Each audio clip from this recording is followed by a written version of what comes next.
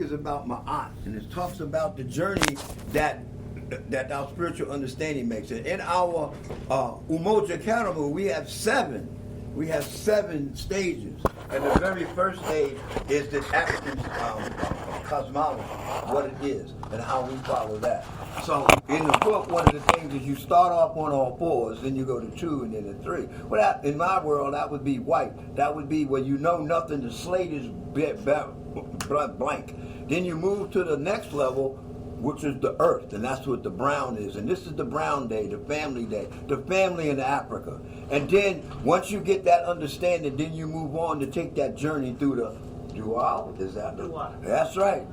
Now, for those of you who know, our other younger committee, they came up with this poster, so I'm going to pass this around. But this is Mama Elder Phyllis's poster, so make sure she gets it back so y'all can see it. We're going to ask right now for permission to do what we've always did. We always knew there was a relationship between us and the food.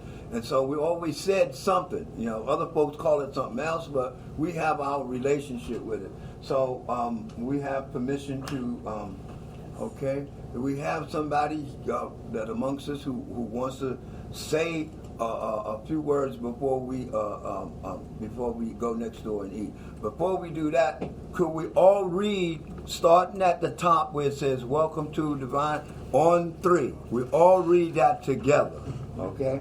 Before we do that, could we all hold hands? Now your left hand up, which means you're receiving information. Your right hand down, which means you're giving information. My wife, I sent her on a journey because I thought I misplaced these posters, so her and brother Ray are out. Anyway, we'll leave that alone. So on 3, we'll read this as 1, 2, 3. Welcome to Divine Conversations and our Umoja Karamu discussion on Elder Roller Abdul Mateen Sabayat. We are the soul, still we rise. Can we do the "We are the soul, still we rise" like we mean it on 3? 1, 2, 3. We are the soul, still we rise. Harambe! Harambe! All right, now, Mama Phyllis, do you have any instruction for us in going next door? Yes. Okay. Now, sorry, you have to say that, not me. Okay. As always, we invite our elders to go first, and particularly our visiting elders. Hot dog. Now, everybody in here is probably an elder. Except them 2 right there. No, right here. Them 3 right there, I know. I'm only 10 years old, so I got no. So, but I want y'all to pay very close attention that Mama Alona and Mama Phyllis said our Byzantine elders. So could our Byzantine elders please stand? Yeah. All right. So can I get some drum clog roll or something so they can? So we're gonna proceed over. Yeah. Proceed over.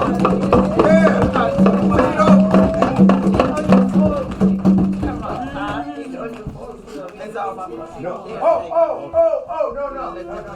Yeah. All right, come on, we're going to play while they going over. How you doing, baby? Everything going good? Miss you. Huh? So miss you. I've been everywhere. Over in the chair? But I want to. Do you go to the book club? Isn't it Friday nights? I want to go start one of that. I want to go. They got one for beginners here on Friday, and they got one, both of them Friday night, which is strange. I'm just a guy. I love to read. That was an excellent technology. What am I supposed to do? What do I need to do? Be more sensitive. What am I doing? Okay, so there's nothing that I mean, I can do it. It is something, but I'm still in the middle still. As far as how we, as far as Gye-Nyame, just doing what you do, working out in the community and doing stuff. Work. Working out. Get ready for what I'm talking about? Go get the little girl for the I listen. I know. And you don't have to speak loud. I already know what you're saying. Gina and Sasha was like, I think the last time I saw you, I was 5. Sasha said that. Don't mind.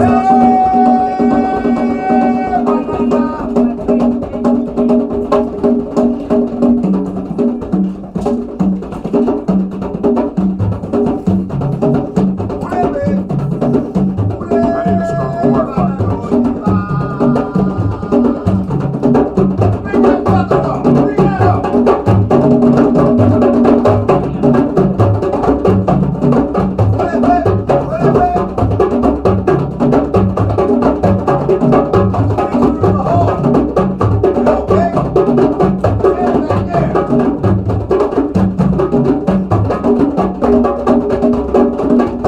How's everything for Kwanzaa? Is everything good for Kwanzaa? You guys eat anything? I don't know. I gotta stay away from the bed. I'm just me. I can't help it. No, So I love it. I think we see each other. I said I think we see each other. Hey, you a cooperative, now you understand. What'd you say? You a cooperative. I mean, you're not a cooperative. Oh, yeah. You Yeah. gotta define yourself. Will the elders please come? Because the young folks are hungry and they ready to eat, but they want to wait until you feed them. Phyllis this morning. Oh no, we're just playing while y'all are. I know, I'm just saying. So Oh, they don't have cash app.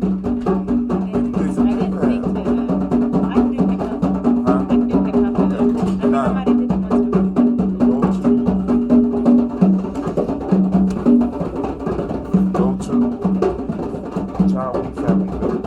And at the bottom of the page, see what's crazy is they don't just pop up on my PayPal. So I gotta go through their site in order to get it.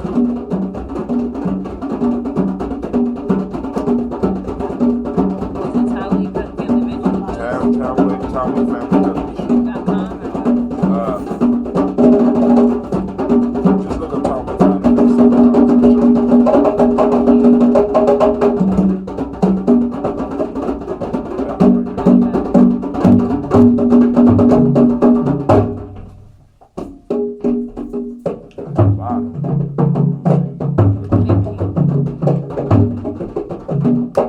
You won't let me sit on my broadcast.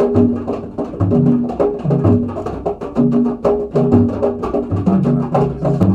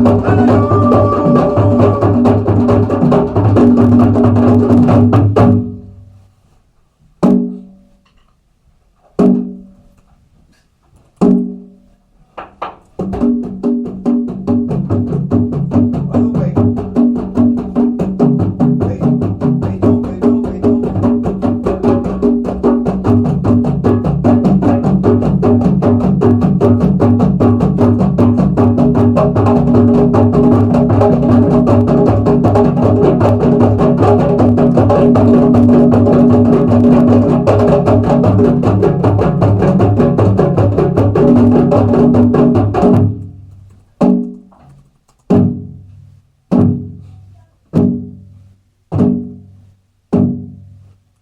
they all sitting around like y'all are sitting around right now. And somebody said something's missing. And what was happening was Cookie took a minute and said, well, hey, I'm here. And I'm telling determination.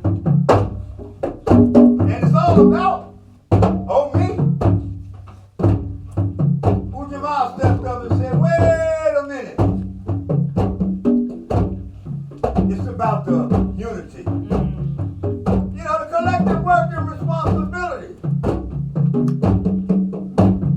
Umoja said, wait a minute.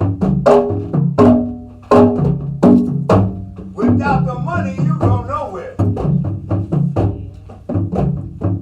You know? And then on purpose, with her fine self, she stood up. Go on, purpose, stand up. Stand up, purpose. Come on, purpose, stand up. Come on, purpose. With your fine self, stand up. Purpose said,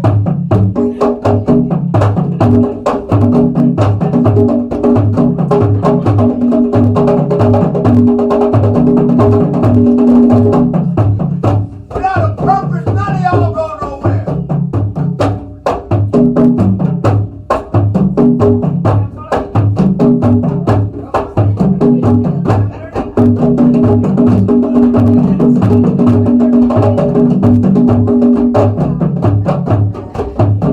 All right. Then Imani said, wait a minute. Hey, y'all ain't got no faith. Ain't nothing happening.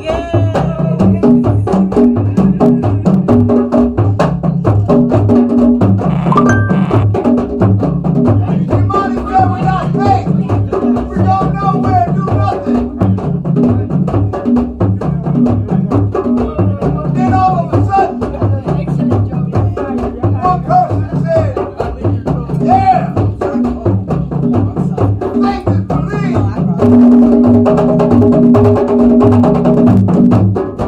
Oh, they said, no,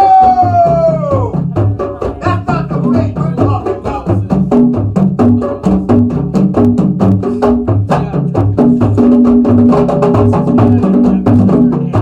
I'll take the faith on knowledge. I'm not sure what you said you were going to do. Then you will and did. That's our faith. If I know you're always on the money and you show up, I know I can depend on you.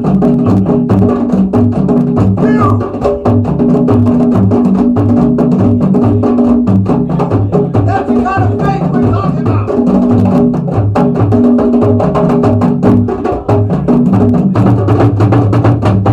Yeah! We're not talking about some strange faith.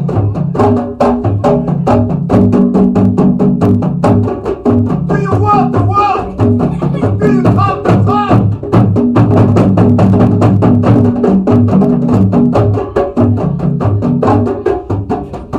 And all of a sudden, the child says, something's still missing. What do you mean something's still missing? We're all here. No! Something's still missing. Who's missing? They said, what?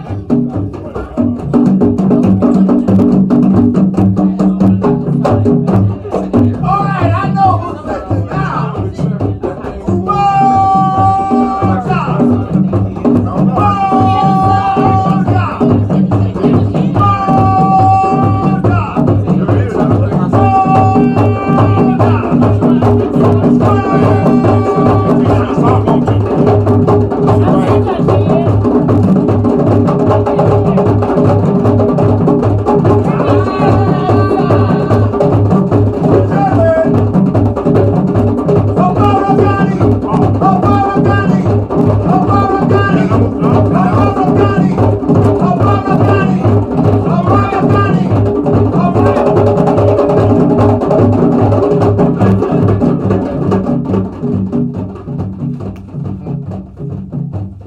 Somebody said, oh, that's right. Without Umoja, unity is insignificant. All we are, 6 different people. Probably. That's how she And the unity begins in the family. So we want to begin to talk about the family. ain't got nothing on Kawhi right now. Based on Why? Yeah, why? Stop yet. Just to make sure we ain't hurting you. All right, Mama Rose. Look at me, chair. I was going to bring it in here. Just a regular chair. And bring me a little plastic knife. Oh, man.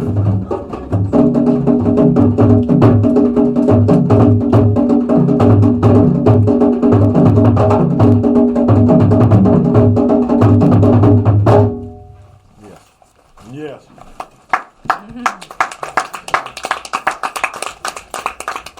So what was the moral of the story? We need unity.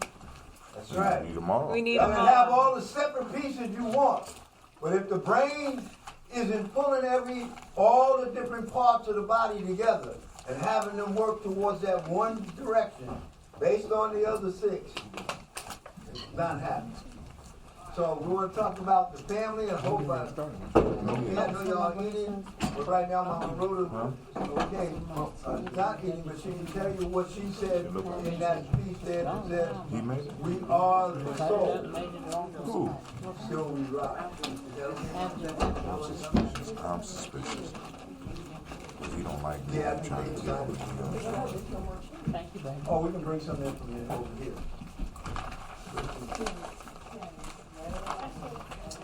Yeah, that's why they don't need long names. I thought Elder Moore was doing that. You waiting on Elder Moore?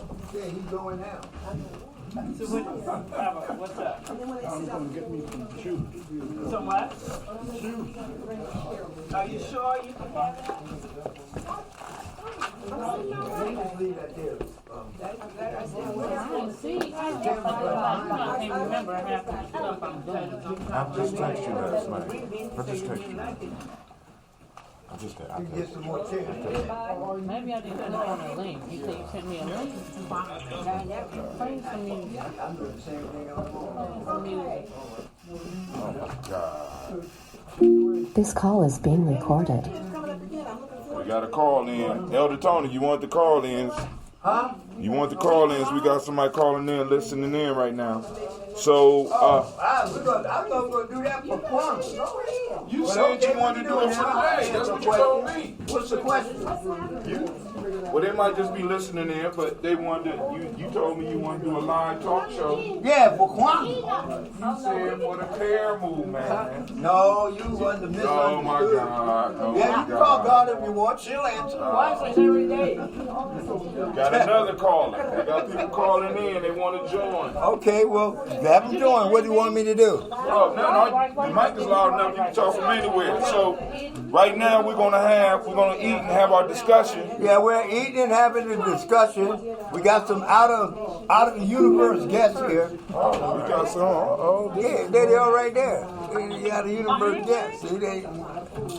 all right, we got people calling in. I just got finished doing an improv play. We got Shaka. We got 2 other people from Cleveland calling Wait a minute, in. Shaka Join us. fast. Hi, Shaka. No, not Brother the Shaka. No, the other brother Shaka. Not Shabaka. I go. No, not Shabaka. Ame. Yo, who is all on this line right now? Y'all sound like a party line. It is a party. Who's on the line? That's Shaka. I hear Kim. Is that Navita? You hear me? Yeah, you hear Navita. It's Tiandra too, Brother Shaka. Okay. And Kwame's here. And everybody just doing the Hey, regular so talk. listen.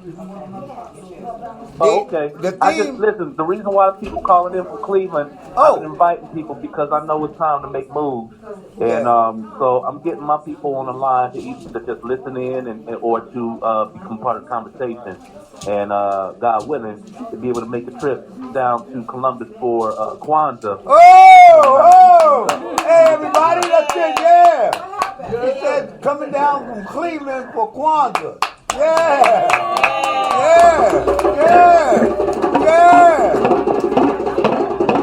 Thank you. That brings the old tradition back. We going up there, they coming down here. So the talk is about we are the soul, still we rise. It's about the family. But my understanding was when all of the families meet, that makes it a village. Amen. So that's what I was saying. So no, you bring your family, and when all the families meet at the same place, Umoja is present, and then we have a village. So that's the conversation. Hopefully we can get this conversation moving here. No. Righto. Okay. So some of them are talking, and some of them are trying to eat. And I'm gonna see if you can hear what's going on in the room. Because Mama Rhoda is getting ready to go over to get her meal. So we're going to bring it to her. Brother Shaka. This is Shaka on the line. I have some.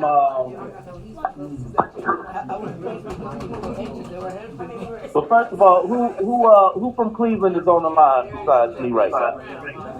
For the team, it's Julian. I'm here. Julian is on the line. What's Hey, going on, brother? He walked away, Brother Shaka. Here he come. Here he come. Hello? Yep. So Okay. the elder told me that he wanted to do a live show, Yeah, we're doing it. and but he now saying he wanted to do it on Kwanzaa. So I'm confused now. You ain't But confused. we're gonna have our conversation. So we got extended family. So we hope that you are eating with us. We're doing the toast a little bit different today. So I won't be coming back on. I was gonna come on after, but I figured this is as close to a toast as you could get when you get to sit around and talk with family. So we ready when you are. All right. So Hatem, Go ahead. I chose this moment to bring into the conversation some folks who have never been on the line before. So, and I wouldn't have them calling in if they wasn't important pieces to progress where I'm at, right? So we got Julian Kahn here, who at heart is already a nation builder. He's a community builder. He works with Neighborhood Connections, the same organization that for the past 5 years I've been doing community building work with. Julian, you want to give them a little bit more about you, or Hatem, you want to give them a little bit more about what this line is about? Now, today is a little bit. Today is a little bit different because we're about to do presentation. So go ahead and because Elder Tony gonna run everything down. Because while everybody getting their food, you're gonna do your introductions, and brother gonna take it away. Let us know about you. Well, you know what? There's not much to tell. You know, I'm just a willing spirit. You know, I have been, you know, a part of just building my personal village, my community for, you know, the past 10 to 15 years. You know, my pride in this city is wanting to grow and, you know, spaces that really harbor and nourish and manage creativity kind of has been my complete focus. I have done a few art-based, teen programs throughout the city over the past few years, as well as being a part of numerous other projects. So for me, it's really about connecting and being connected. Right on. And who else, before we go further, who else from Cleveland is on the line right now? Derek? Yeah. How y'all doing? Blessings. Now, Derek, go ahead. Now, I tell Derek is a very young nation builder at heart, but I'm go ahead, Derek. Tell them a little bit about you so that they know, get a context. Well, I grew up in Cleveland, and I've been just the last couple of years I've been committed to, helping my neighborhood in any way I can, especially the youth, and trying to build a stronger community where I'm at.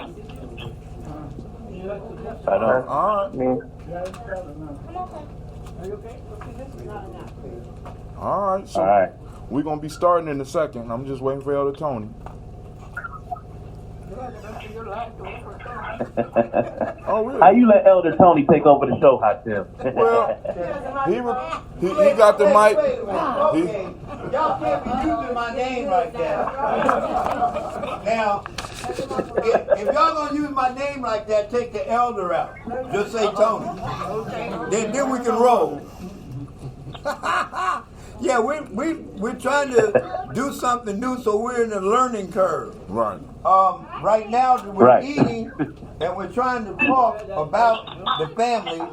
And from Mama Rhoda's Sabayet that she did a month or 2 months ago. So we were going to get an overview of that, of what she was talking about the family. But in the meantime, while she's doing that, we can all take a look at what is our understanding of family. Because see, what we're talking about, I left out the descriptive adjective, which is the African-centered family.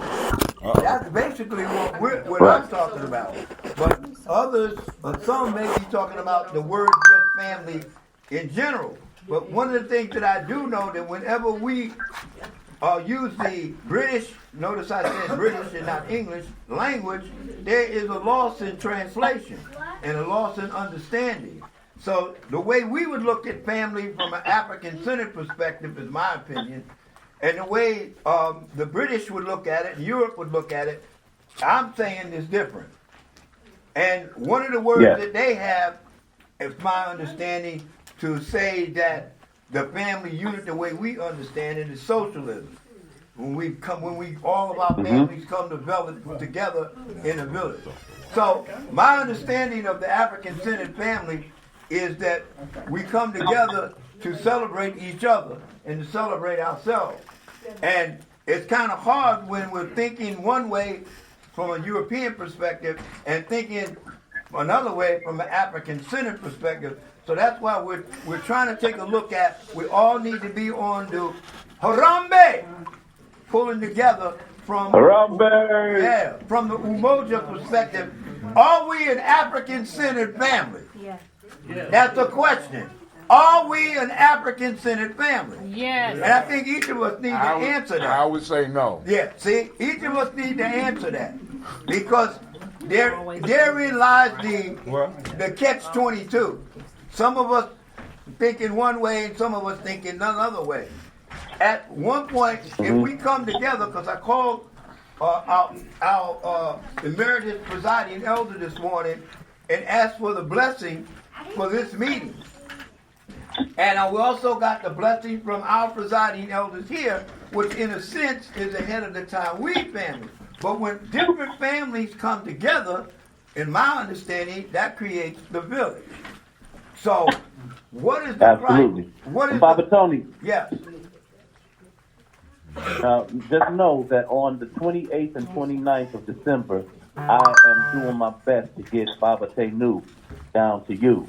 And that's a meeting I just want us to break bread in the vein of exactly what you're talking about. Okay. The Yoruba guy? You would have to talk to Mama Phyllis, I'll give her your number through Baba Hatim. Thank you. I do that, man. Don't worry about it. I do that. So you can coordinate with her, okay? Because they're coordinating the Kwanzaa. But let's get back to this family thing. Mama Rhoda, and each of us here, do we have what we used to call a consensus or well, not a consensus, but what is our understanding on family? Yes. I'm gonna mute the mics. I'm gonna mute the mics on the phone so y'all can listen in. Then I'll open it back up after we're done with discussion. Yeah, so thank you. Now, we got the mic on the table, so all you gotta do is talk at a reasonable level, and everybody will be able to hear. Oh, and Brother Hatem, this is definitely divine intervention. So bringing it at this time. So thank you very much for doing that. You told me to do it. Okay, so can't I just give you a compliment? Yes, sir. But you give him a hug for me and give him a compliment. All right. I know discussions for us sometimes is very hard, but there has to be some rules. And in our house, the presiding elders are the ones that would set the boundaries. So if one of the presiding elders say to someone, chill, stop, or need somebody else, or be recognized, or something like that, we would be really respectful and highly understood if y'all would respect that. The two presiding elders that are with us right now are Mama Alona over here, Mama Alona, and Brother Ori Bianchi over here. That is out here. So do you all agree to that as well? I'll say. All right. So we can begin the family. Because like I'm saying that when we come together as a group like this with different families, because if I get a phone call from my family right now, I'm going to leave y'all. Because if they need me, I'm gone. But the only thing that would override that is if the village had something that was more pressing. And so that's where I'm trying to take a look at that. And during this time of the year, the most important thing to me is Kwanzaa. And this time here is the harvest time where we gathered what it is that we said we were going to do. And we sit down at the table and say, hey, I did what I said I was going to do. And the person over here say, no, you didn't. Are we able to handle the no, you didn't? That's the question for me. Because if I said to Brother Larry, I was going to do this, that, and the other, and I came before the family and said, hey, I did all this, and Brother Larry said, no, you didn't. Am I able to handle that in such a way that it doesn't tear the family apart or tear the village apart? Okay. Can I accept his opinion of what I did in front of the... Now, mind you, one of the ways that we have it written is he comes to me earlier before this time and says to me, hey, Brother Tony, look here now. You said you was going to do, and from what I observed, you're not doing that. So that's just that one-on-one conversation. And then I go, hey, man, what you talking about? We're going to role play right now. What you talking about, Brother Larry? I did what I said I was going to do. Yeah, but it took you like... No, but what are you talking about over there? No. I mean, you don't even know me. Why you say that? One hand, man. What are you talking about? Yeah. You're only playing the drums with one hand. You know. Okay, so if he and I can't get to that, then it's up to us then to involve another person. And then that other person then involved. If we still can't get it together, then we bring it before another group, and that other group will be decided. Elder Darrell and we used to go through this. I don't know if we're doing that anymore. But anyway, this is part of the thing. But the first question is, do we know who we are, each of us as family? And today, is a really good example, a beautiful example of crying, because I'm crying inside how beautiful it is that all of y'all are here sitting down at this table at this time with us. And I hope somebody's taking, or he is, a picture. Because sometimes we don't remember what good we do with each other. And everybody here y'all look so good. So cannot be criticized. Okay? Now, here's another one. As an elder, can a nation builder criticize me in the group? Because we did have some rules about that one too. But if we don't pass down or we don't move on with these rules, and the protocol is for addressing each other in public and in our own house and in somebody else's house, nobody knows.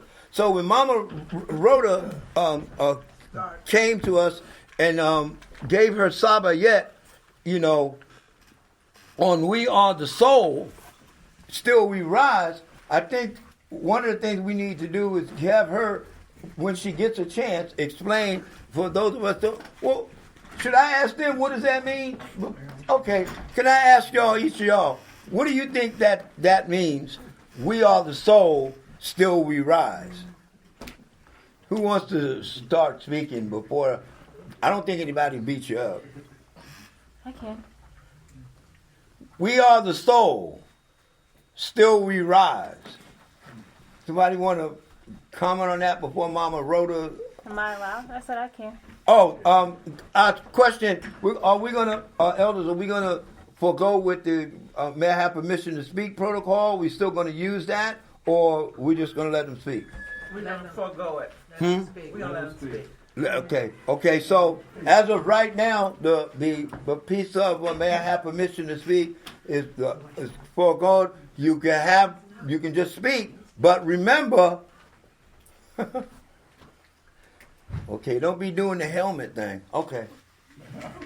So you may speak. Might have been justified too. Okay, you can speak. Please speak on. It's that mic right there. I think it's fine. Well, I'm trying to get this mic. We're gonna have a learning curve because we don't know what's going on. Okay. The question was just, what do we think that she meant by "We are the soul, still we rise"? What did Elder Rhoda mean by that? And my interpretation of it, and what I feel, is that we, as the African-centered family, are the soul of the nation, of the whole universe, and so we carry that. We carry the spirit of our ancestors and of our higher power, and so with the soul, we've endured throughout the years, but still we continue to rise and we continue to be strong, not in spite of all the oppression, but that's just we're stronger than that, so it doesn't do anything to us but continue to keep us together and help us be more and more resilient. So that's what I received from that. We are the soul, still we rise.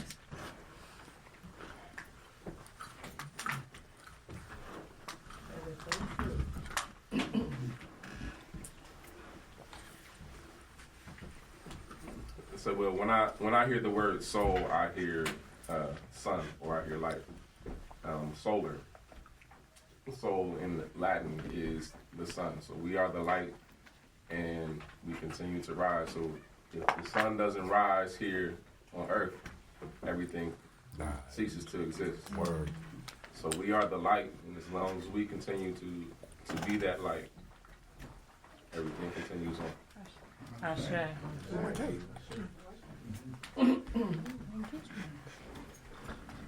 I think I keyed into the word soul as being like the aspect of the body that's infinite, everlasting, indestructible, never dies. And still we rise implies that with all of our generational suffering and trauma, I think Joy DeGruy says we have post-traumatic slave syndrome because of the traumas of slavery. But it may be that it's not post because we continue to be re-traumatized. So it's really just been a long series of traumas. But being identified with the soul, the indwelling divinity, the aspect which is indestructible, then certainly will rise.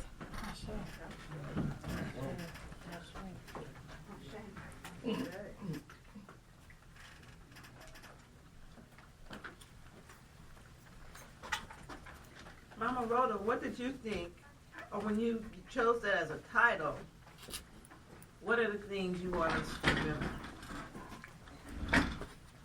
Well, when I thought about the foundation and as the soul, like the sister said, it's infinite. We are the soul of the foundation of our people, of our family, and who we are, that we exist.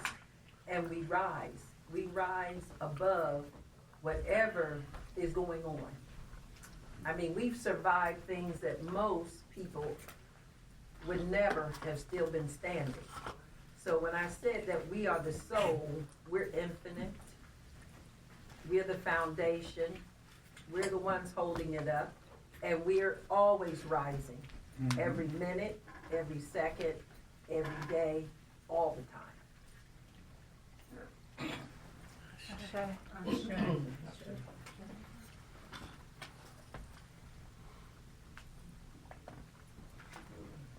Does anybody think that we're not still rising? That might be a discussion.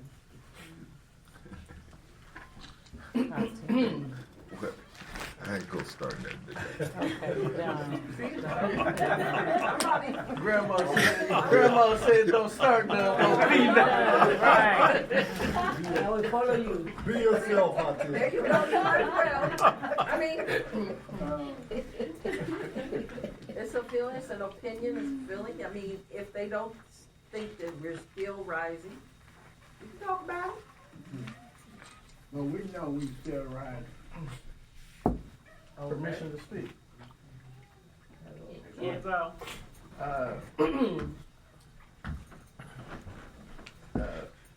Many of you already know at this point that Elder Alona, I, and Lisa are studying under Bonacci, the Medu-Neter. And as many of you already know who attended last NIA's study group, we were talking about the Duat, the Amduat. And I'm pulling this out of context, but because the question was put on the table, the phrase that comes to mind is Yuweti Ara Miyutu Hatef. You recall that phrase, Elder Alona? Say it again. Yuweti Ara Miyutu Hatef. Yeah. And the understanding is that without the dead ascending after him. So within the context of here, yes, we rise, but the dead will not ascend after us. In other words, if those who don't have that quote unquote soul or fail to get that quote unquote soul, then they will be left behind. And I'll stop there. May I at this point interject and say, Mama Rhoda, I just want to introduce Mama Rhoda. You can read her name on there, Rhoda Abdul Latif. That's whose piece that we're going by, so we don't have a word from her about this, because this is about, you know, what she had to say about this. And she just told me that y'all were doing great because we were talking about we are the soul and still we rise. That's interesting. Well, I have to think about that. Well, the context in which we're speaking here, it takes on a whole another kind of aspect once it's actually put back into context. But that would be for another day.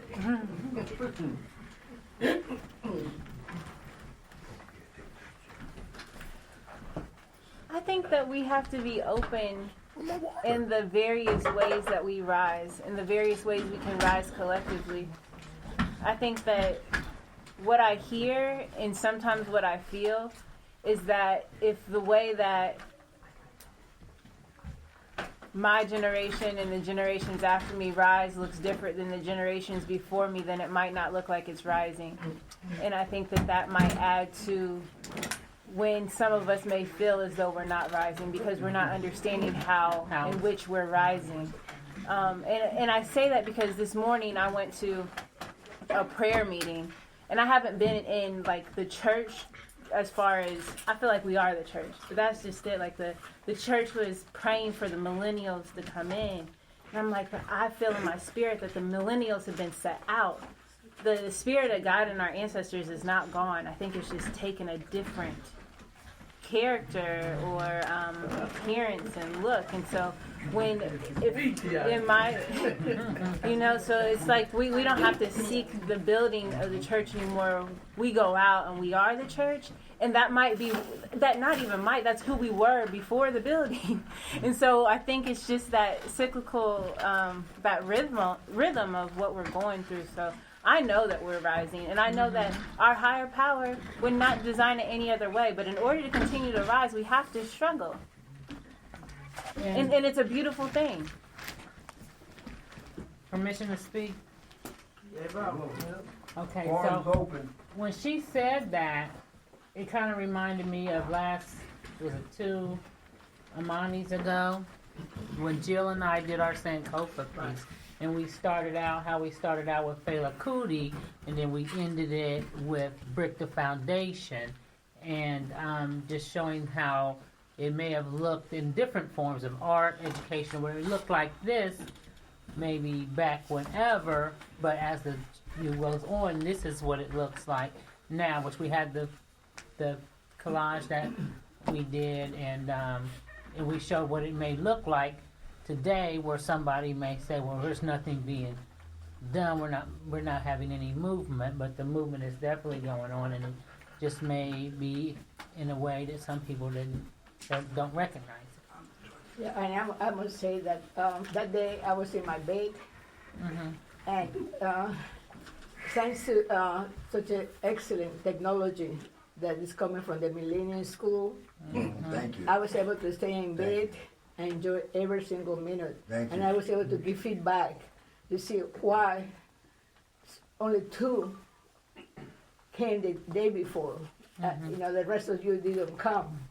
But I'm sure that we are able to communicate. What I'm trying to say, that technology, it's really, we have to be aware, that we communicate in many different ways. Movement, action, words, technology is, here for us. And, we are blessed that we have such an excellent communication through technology, through Millennium School. Okay.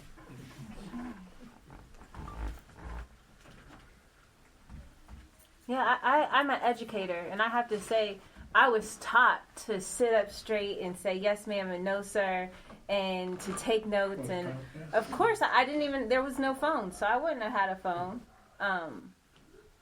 But then I teach in college, and when I started teaching, I could say, put all your stuff away, do this, do that.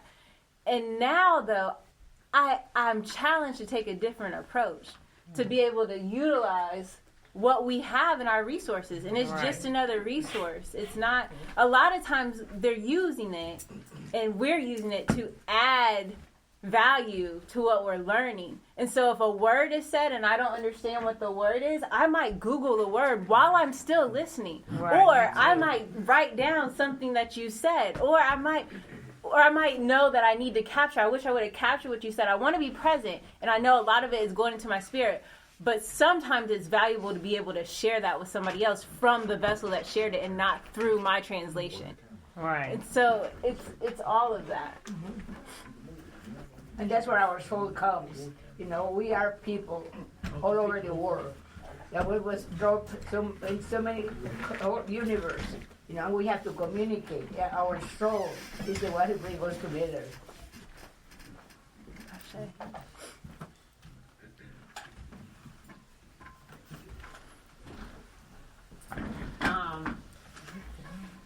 Just for, I know we're talking family and we're talking the different generations, millennial, baby boomers, and all in between. I had a close friend who passed away in 2012. And last evening, I was talking with another friend who's a widow. And I was telling her about my close friend's son who committed suicide, only 23. And she made a comment that kind of relates to what you said, but I need more clarity on how I can go back to her. Because I agree with you. I don't think it's true, but I didn't have the words last night to be able to explain. She said, well, you know, a lot of our young people, especially our black males, are committing suicide. And she said, I think it's because they have lost a spiritual foundation. And I just listened because I don't think that's true. But I don't know how to go back and explain what that foundation in the young people is today. Because I know it's there. I don't think that's it. So what do you say to someone when they say, why are young people have lost their spiritual way? What do we come back and say? Because I don't think that's true. I think one of the issues, this is why I brought up the contention that we might not be practicing it the African way, because one of the things that I discovered in doing my show is that a lot of us live the moment as if it's ours, when in fact to survive as a people, we got to live our moments as if they are for the future generations. So when a person could say, our young people have lost their spiritual foundation, that's a condemnation on themselves as well as all of us that are older in this room. Because if their spiritual foundation is lost, then we are saying that we haven't fulfilled something that needs to be done. So, and then also when we dealing with death and having conversations about death and trying to help people feel better, sometimes it's best just to listen and not to say anything. And that's what I did. Right. But I feel I need to be able to articulate something at some point with her. That's what I'm hearing you say. I'm hearing you say that it's even if it's more so for self. Like it's there, so now you want to seek to find understanding to even be able to actively and intentionally contribute to our spiritual growth and foundation. Yeah. And I think the beautiful thing is that I love what you said, because it's my responsibility to make sure that I'm doing what I need to do for everyone around me to feel spiritually fed or connected. And so whether that be for those who are younger than me, or whether I have to make sure for those that may be older than me that I carry myself in a certain kind of way, still maintaining who I am. But I think that the beautiful thing that we have to know is that, to me, they just got back here. So I am always so open to learn from and to listen and to interact with the younger than me, because I know that they know. And whenever I address anybody, I address them the exact same way, with respect, with love, and with light. And the young people know what they're doing. That's why I have no problem disciplining a young person, because I talk to them as if they know what they're doing, because they do. And so it's just always being open to receive from our youth, and not, this is how you need to do it. Because I think sometimes we can put ourselves in a place where we're not receiving, and we're all growing through this journey together. We've never experienced this day. But our elders have always, they've experienced all the prior days on this earth, and we can learn from them, but we can also learn from somebody who just came to this earth. You know, I think that sometimes when we speak in generalities, I think that we do have some young people who are struggling, and in terms of our young people committing suicide, I don't know if it was just this generation, because some of you are aware that I had a brother who committed what we call suicide when he was 35, but some of you may not know that I also have a sister who did it when she was 18. So what I'm saying is that both of those categories would be, even though that was some years ago, both of those categories would be what we consider to be young people. So I think that we do have sometimes people within whether it's our general family or our African family, who are struggling, or what we consider to be struggling. Because some people view suicide from a spiritual standpoint, differently. But I think that it just goes to the fact that sometimes we have to work harder and more intentionally, to connect and make sure that, that we know what's going on with folks. And then ultimately, when it comes to, the issue of suicide, sometimes we do that differently than just, what we consider normal transition. And I think that sometimes, I don't know how we as an African community define that, but it's a struggle. I think my point is that it's something that people talk a lot about, but it's been going on for a long time. It's not new. We've always had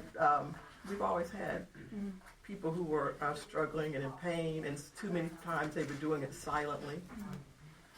So just some food for thought. I can really relate to that, and I think it relates right back to the family, because we're talking about the family, but the answer to the issue is the family. Because if we look at our tradition of family, where we've had it in this very highly respected and highly regarded place, and it's been our process of moving as African people. We have our families, and we got our tribe, and then we got enough tribes, and we got our clan, and we, and for 1,000-year periods, we ruled ourselves in that way. So it's just been kind of a recent thing that our families have been dismantled. Because we really, even right after Reconstruction, we were married at the rate of 75% two-parent households. But then just these few years later, it's 2019, and it's 30%. We have a lot of children flapping in the wind. Yes, we do. So I think I like to keep things simple. We're addressing somebody that's dealing with suicide or death or loss or any type of great loss, that we express from the standpoint of who we are. If you lost a family member, this is a devastating loss. And it's going to hurt for a while. I wish I could take the pain away. But I have to say, this is a great pain we're talking about. And it lasts a while. Thank you. And I can't take this pain away, but I'll be family with you. We'll get through this together. And that's how we will just carry on until some of this burden begins to lift in the fullness of time. I think we just have to keep that honest. But it's like keeping the family in view. Because this breakdown we have of the family, and it's like somehow all of a sudden we're confused about everything. We're confused about family. We're confused about gender. We're confused about everything. But it doesn't need to be that confusing. We need to reconstruct our families. We need to build family. We need to build communal family if we can't build biological family. We need to build communalism. We need to build all of that. That's our anecdote because the lack of that is what has us in this position where we can't even mount a reasonable response to our children being shot down in the streets. We can't. It's not been happening. So that family piece is the one where the attack against us is the most devastating. We have to rebuild that, mindfully and with great focus. We went to see Mr. Rogers' movie, A Beautiful Whatever Place in the Neighborhood. But I did take something away from that. Take the time to talk to somebody. Acknowledge people. Don't assume you know what they're going through. People commit suicide and 50 million people go online putting numbers about suicide hotlines and all that kind of stuff. But can we just not treat people like jerks when we talk to them? Like you said, can we connect and let people know they're not alone? They don't have to, yeah. And the other thing too, when it comes to that, and I don't know if the person who you're talking to is dealing with that, and that is that, when a person decides to do that, when they really decide to do that, there's nothing that anybody else can do. So that you have to, because even though this person was young, especially when they're in my case, both these people were adults.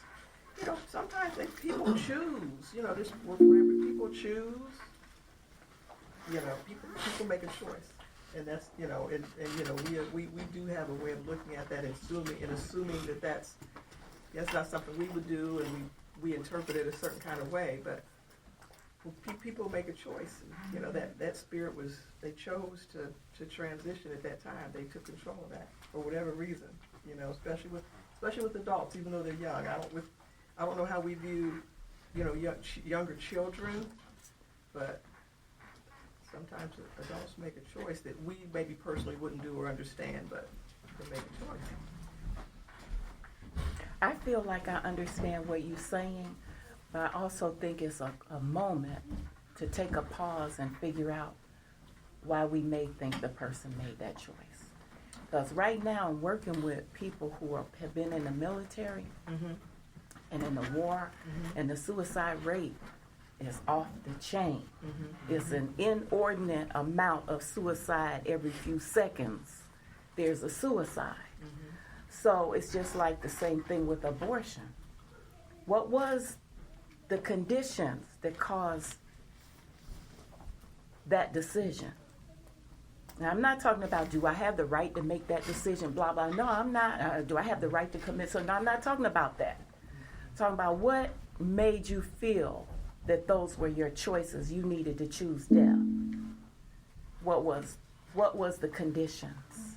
Because I think one thing that hurts us about suicide is because the person was a part of us. They were.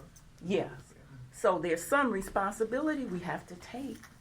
Even though we don't need to beat ourselves and all of that, but all these young people who are committing suicide after Afghanistan and Iraq and Iran, and that's just not a natural thing that is just happening. Go ahead.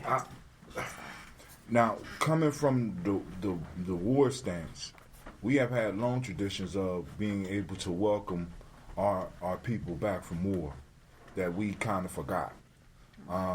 Like with Shaka Zulu, they couldn't re-enter the village until after they went through a certain cleansing process.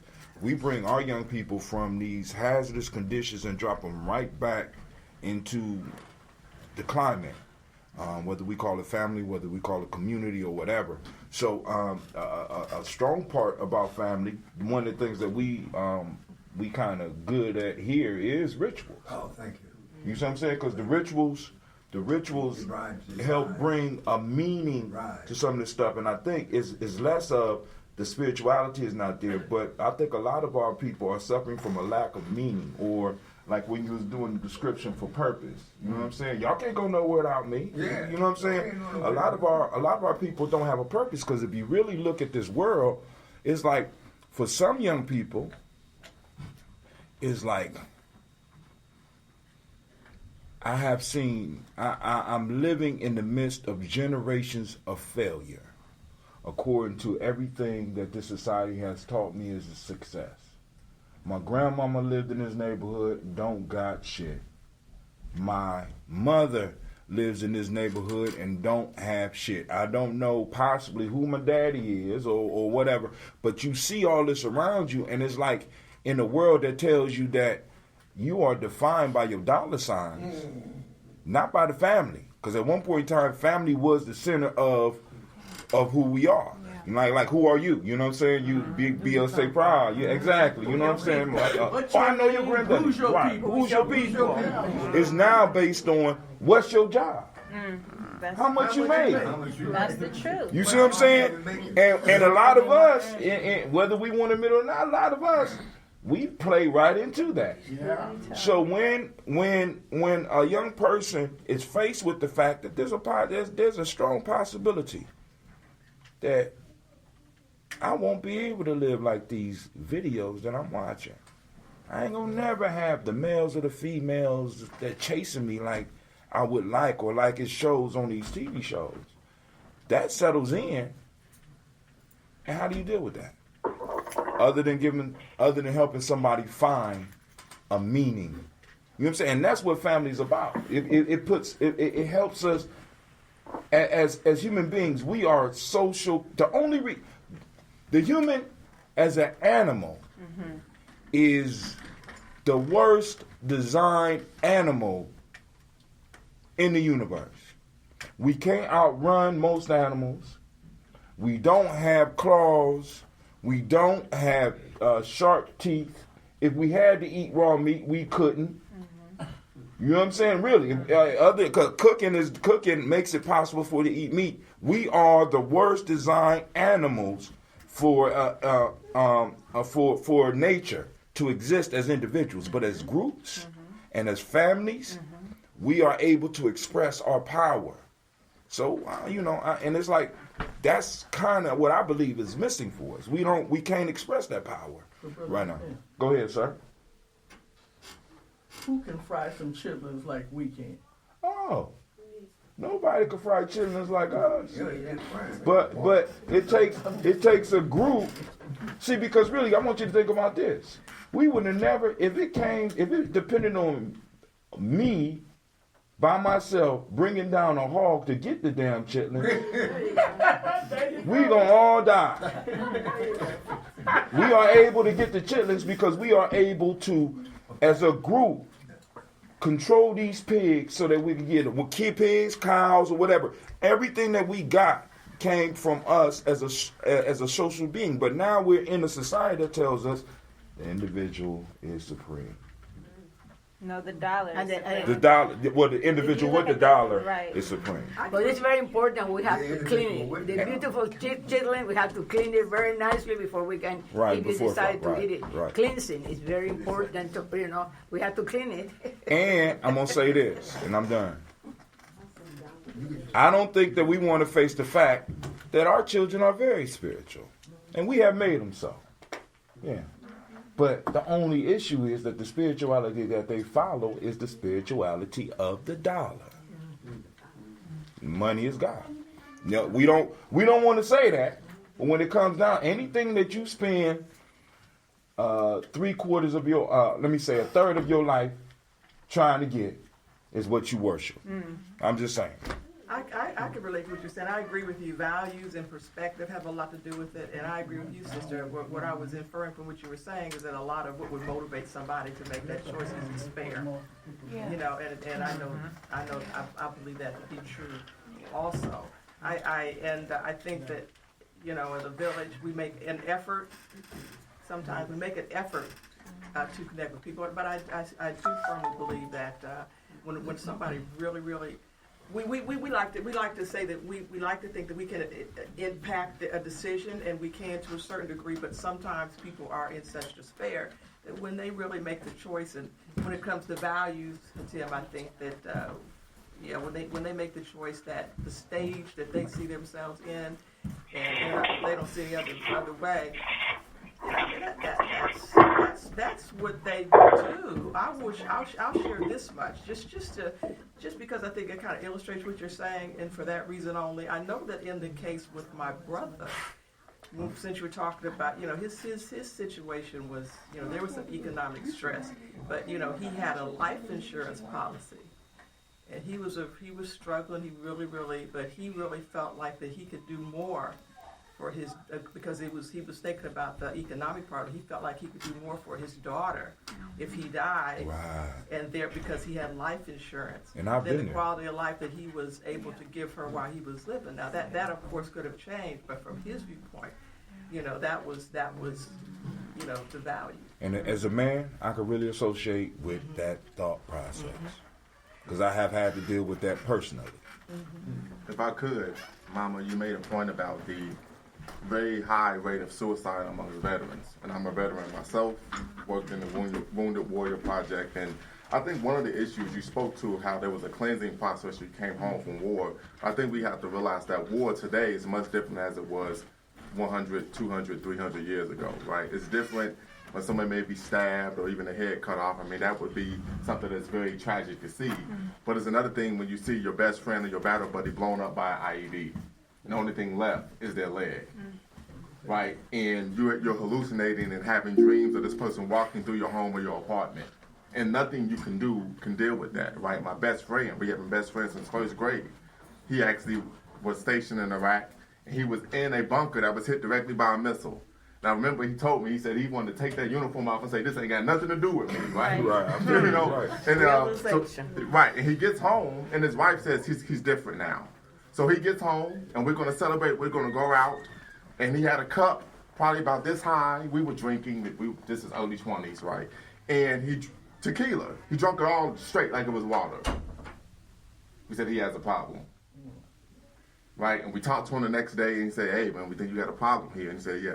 So some of that comes from the fact that there is no cure for PTSD. There isn't one. Right? You could go through counseling and therapy, but the issues that you face aren't something that can actually be solved. Right? They just teach you how to cope with it. Right? So I don't know if anyone here was in the military, but the war is not something that any human being should experience. Right? It's hellacious. Right? And when you're in that, right, in a combat zone, and you're living in fear, and you're at the forward operating base, and what goes on there and what you have to deal with, I wouldn't wish on my worst enemy. Right? I wouldn't wish it on a dog. So I think in context, unless you've experienced that, it's not something that you could understand. I think the thing that we should, and that we do, but just to articulate it, is that what you were speaking of is being proactive and being preventative and making sure that our family is built so that way we continue to check on people. And I don't think it's necessarily hard work. I think it's being intentional to be open and be led, because what I hear is spiritual warfare. It's all spiritual warfare, and I think a part of who we are is Imani, and it's faith. So when we say, like, it can't be cured, but it can be spiritually healed, and I think that that's different when we go for a prescriptive cure versus a cleansing process to be healed spiritually, or being open to be used, and not thinking that we have to know what to say or what to do, but be open to be available to whatever's supposed to pass through us, to our family. And then it's like knowing that we're all family too. If we operate in life as if we're all family, I walked in like I'm family. So I'm like, I asked Brother Hatil, like, well, what do I need to do to really be family? Because to me, I am family. That's how I was created. I think that that's going to help heal us. And we always have access to healing. Always. I got us kind of like on this path with what I was wanting to say to my friend last evening. But what I want to articulate to everybody here, and I think most people here know me, is that, as I said earlier, I'm from Louisiana. I have no blood family in Ohio. They're in Louisiana, Alabama, and Florida. However, this is my family. Oh, Ella Phillips.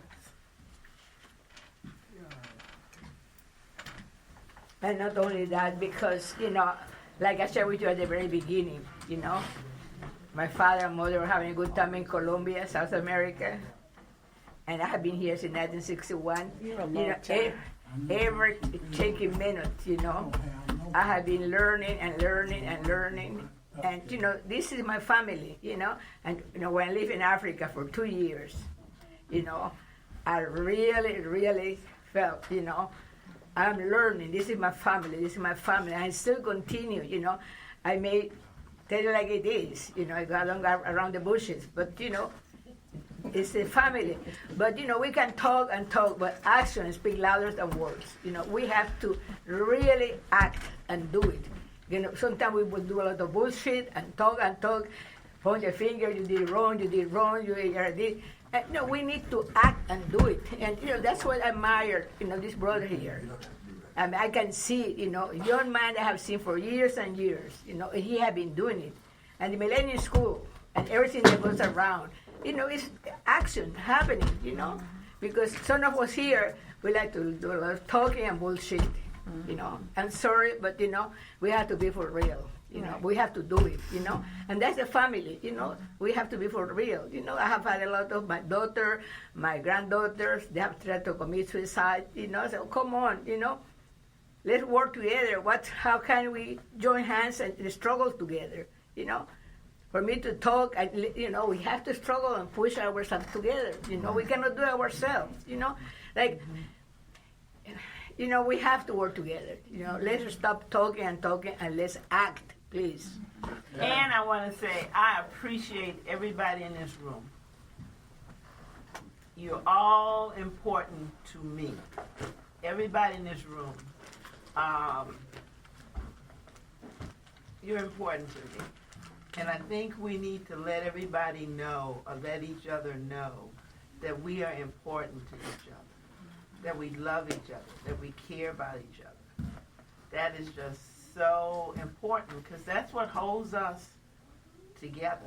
Yeah, but you have to sit alone. We have to be for real. We meet here and we talk about. But then, what do we do when we are in the street? What do we do when we're in our own homes? Do we do any more contact? Let's be for real. But it being for real, it's real. Love is. I just want to say about me. I know where Alona coming from. I don't have no 10 people other than my wife and my grandkids and great-grandkids. Before I had them, I've been with my wife for 20-some years. But now, after the big family, with my mama passing, I was the only child. My daddy died when I was 2. I wouldn't know him if he watching this show today. And I was in the hospital in Minnesota, and I called my cousin. My 2 second cousins, they died. Both of them were school teachers. And one died of massive heart attack, and the other had multiple sclerosis. Some kind of disease, but she gone too. Them the closest kin people I had. Other than that, you can forget it. I was on the committing suicide too after my mama died, because I couldn't take it. I drank so much after she died, I thought I was going to die right with her. I tell you, I was her baby. We love you, Elder Rob. Yeah, we do. Yeah. But one thing, when I came here in 1961, and people would ask, how many people are in your family? I said, these people are crazy. How am I going to say how many people are in my family? I mean, my aunt had 21 children by herself, back in Colombia. I mean, family was to me that I couldn't count how many people are in my family. And here, sometimes people get so closer and closer because you have a Mercedes, you have this car, you have living in this neighborhood, you live, that we just get closer and closer to the almighty dollar, Yeah. Getting back to what you said earlier, Mama Lona, because I think you kind of put your finger on the pulse,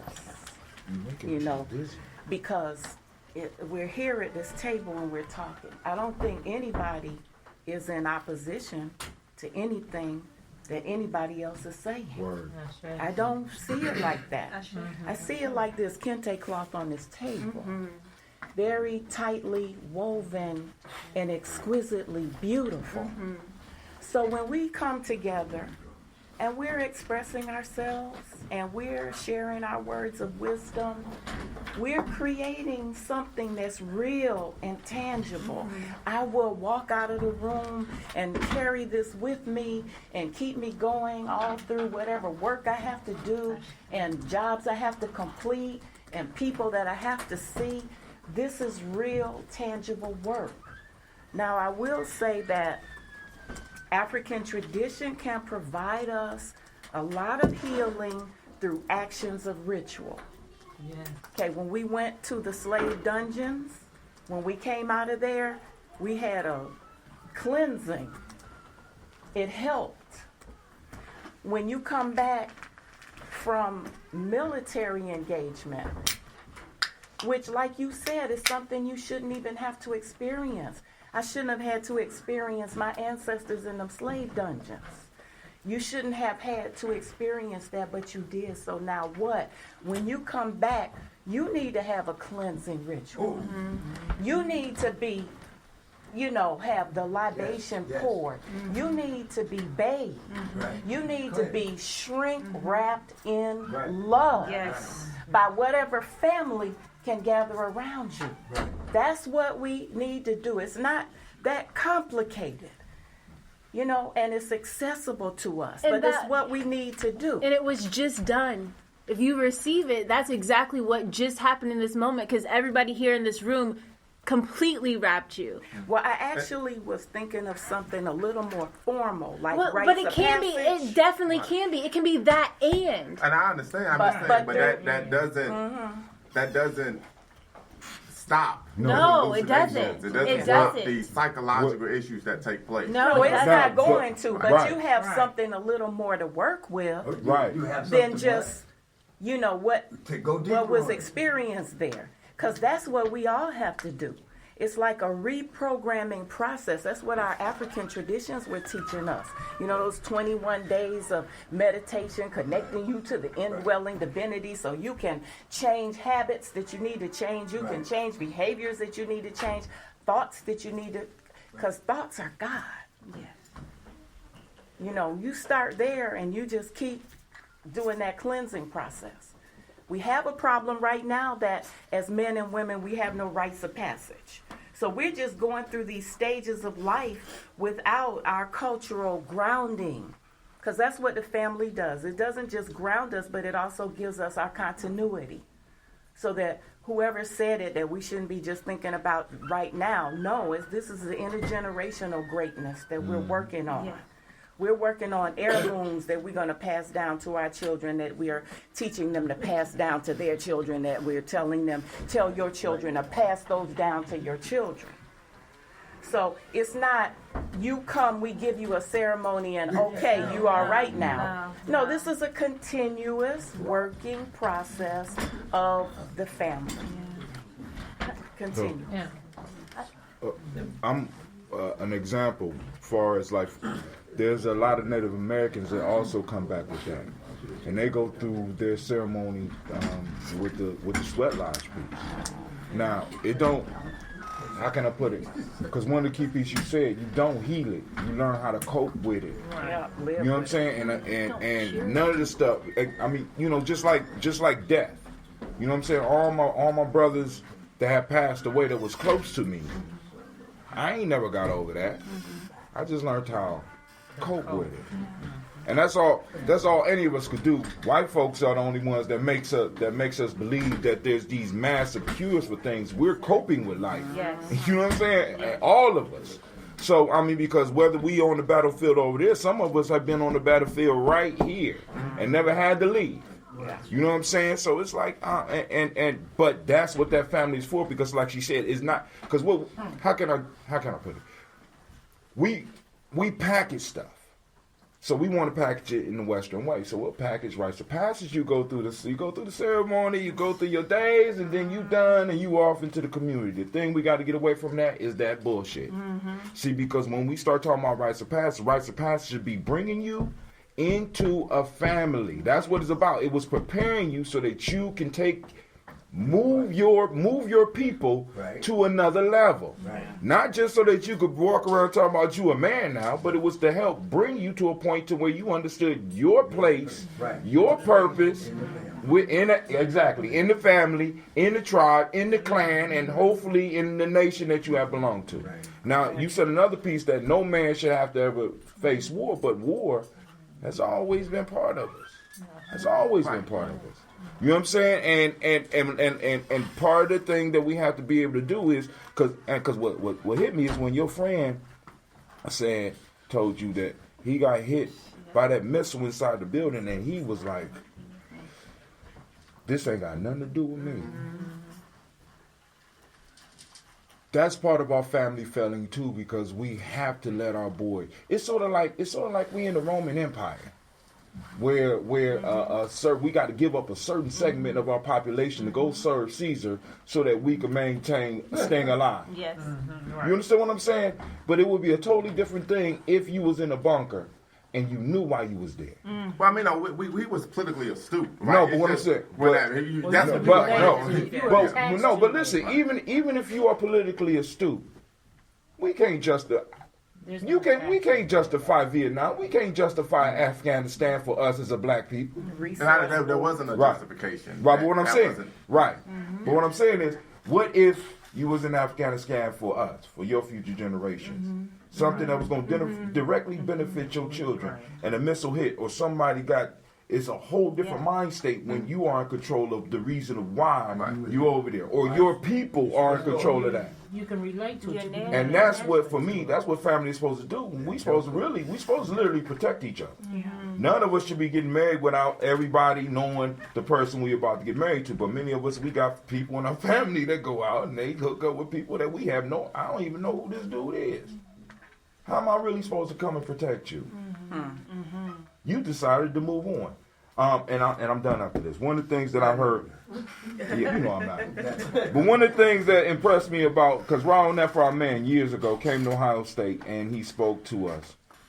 And he was talking, and somehow we got on legacy. Oh. And because he was kind of making fun of us at school. Said, y'all don't know nothing. You know what I'm saying? I mean, really, very, very arrogant in how he spoke. But he threw out the point. He said, y'all know nothing about really revolution or doing anything. Y'all can't even make a pair of socks. If your people need socks, y'all can't even provide y'all people with socks.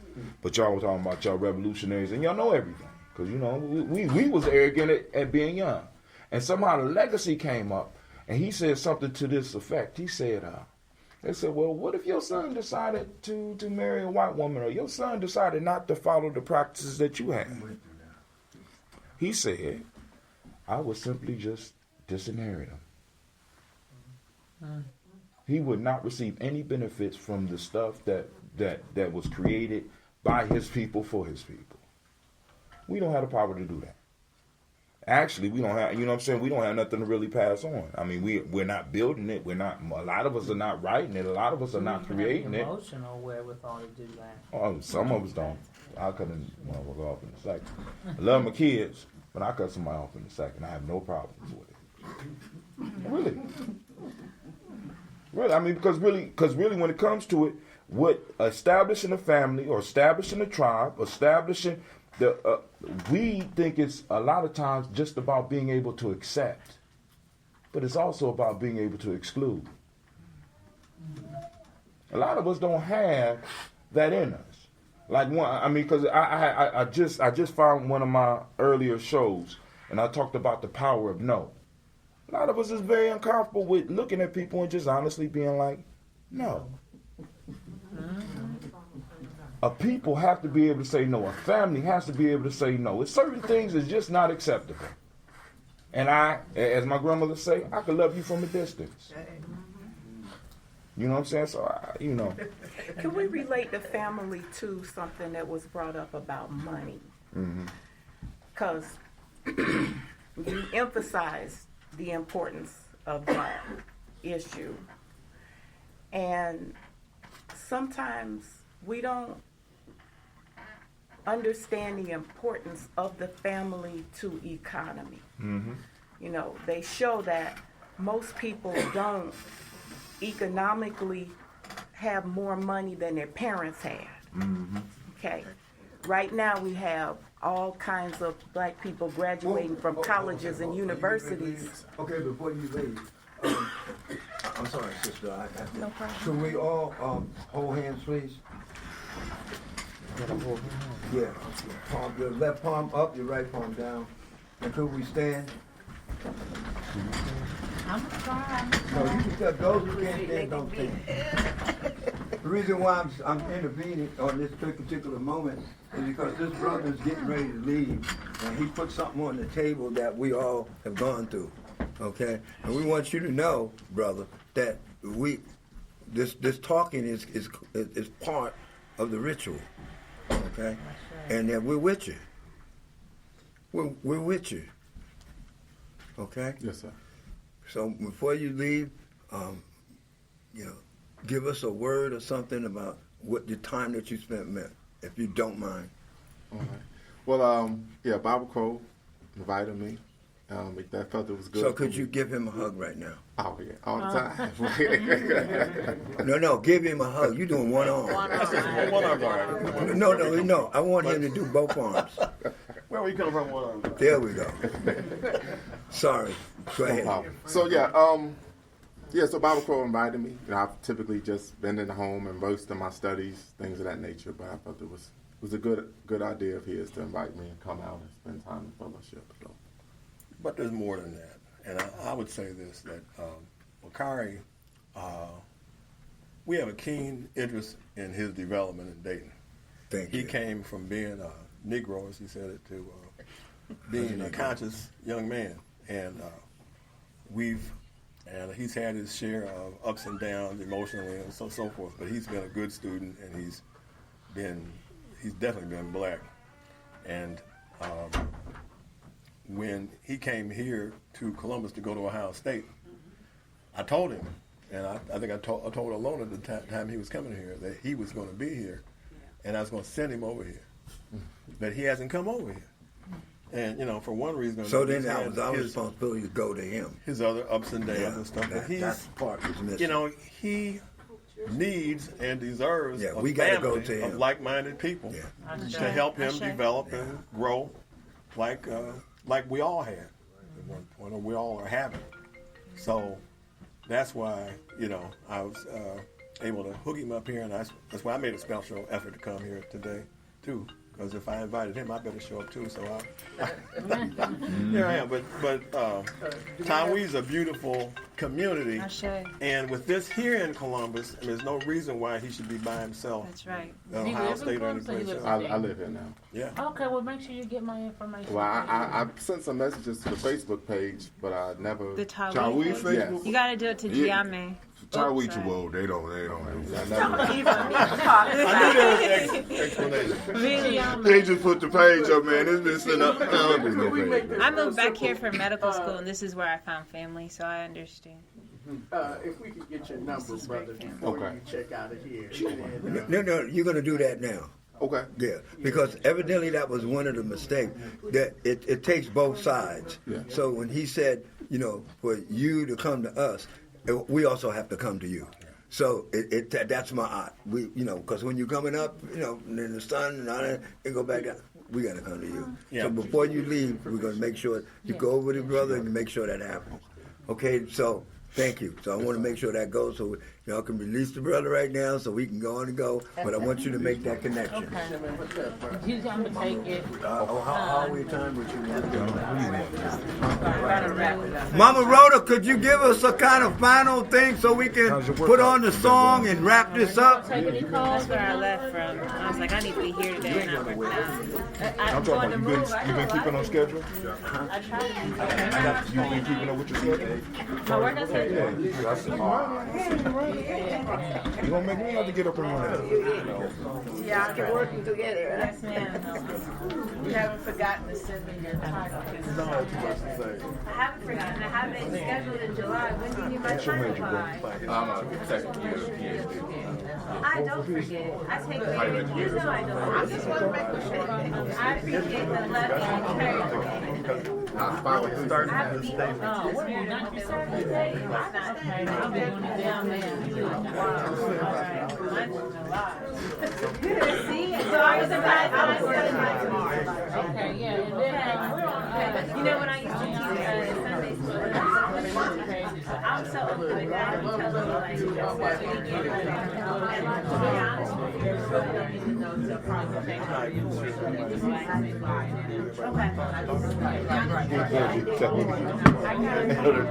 Trying to put us out.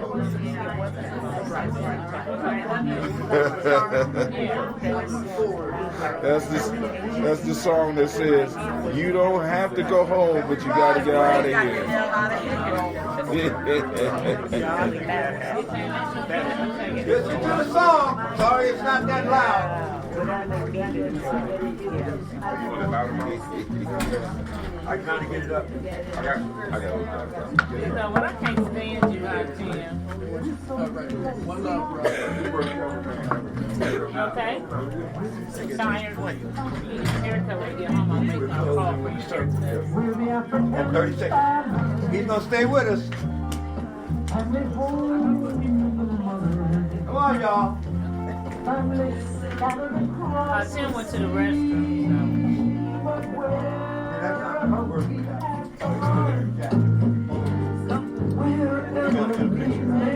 We have to get a picture before you go. Okay.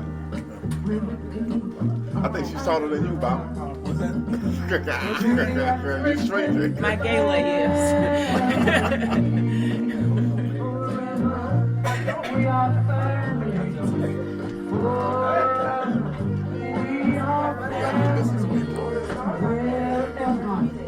Holding hands here. We are family. We're family. There's been so much to take us apart.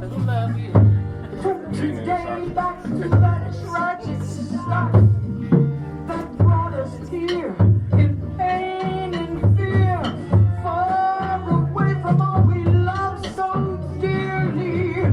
But every time we were taken apart, we kept the faith.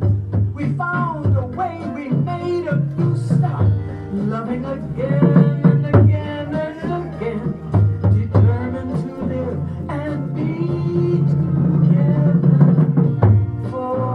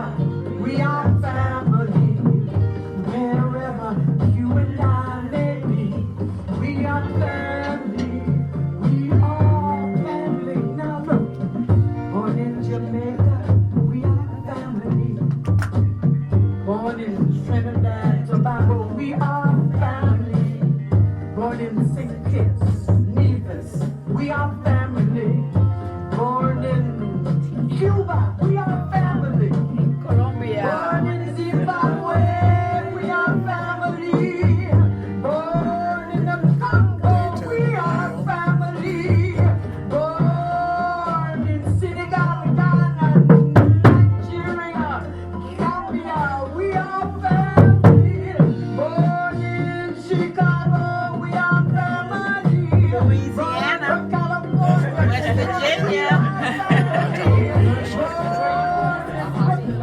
We are family. Born in Harlem, we are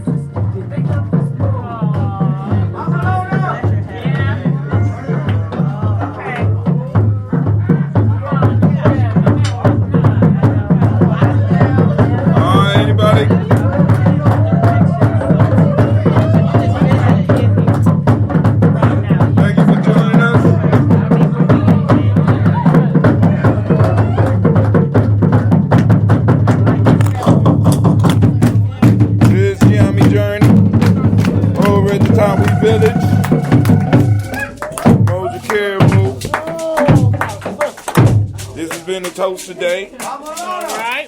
I have something to say. Elder Phyllis.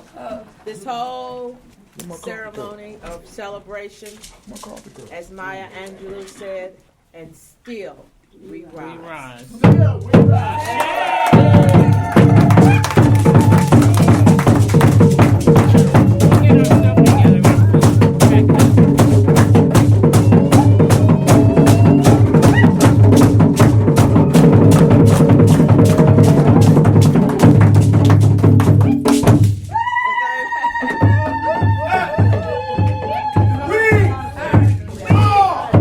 African people, we are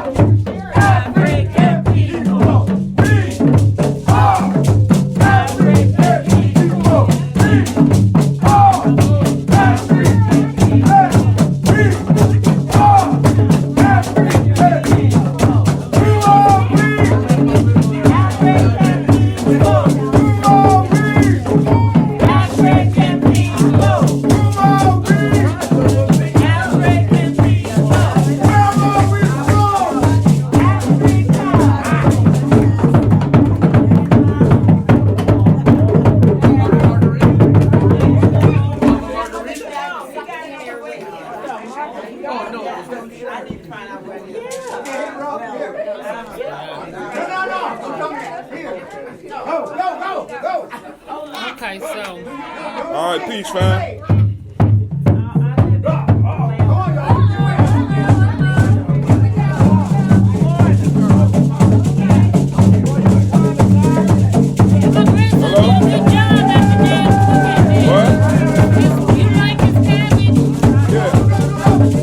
Was it spicy? He said he put a little bit of spice in there. You can tell it was spicy in there. It don't matter how spicy it was, there wasn't none left when I got it. I see some on your plate. Yeah, but it was a little. I mean, it was almost gone when I got there. I didn't get it in when I did.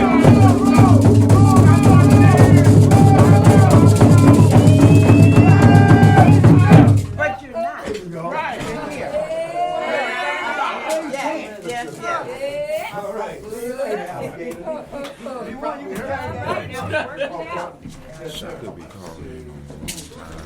About a bunch of bullshit and nothing. He was like, you know, he liked to be I had heard. to stop this because I knew he was gonna keep on talking. You know he likes to be heard. Now I got a confession. What? Umoja Huh? is missing. If you don't recognize her. I'm gonna take it home and just put the lid on the foil on the chicken, and then put that chicken container down. So if you don't recognize her, Well, find some foil who's or her partner? something to cover it up. Now Who's Umoja's partner? put it down inside your empty container. Hey? She ain't by herself. Her partner's the other six. Huh? Yeah. Coochie Chocolate, Neil, Kuma, Imani, Neil, all of them. They're no partner. Yeah. And if you're not doing Umoja, she's a baby. And when you start practicing Umoja, she grows up. He wasn't even giving me. Umoja, say hi. No. I'm calling for you to stand. But I was And you were sitting around looking for who Umoja was. All you sisters, y'all was supposed to stand. That's my point. That's my point. We are not letting you lying. It's still on. They couldn't hear you.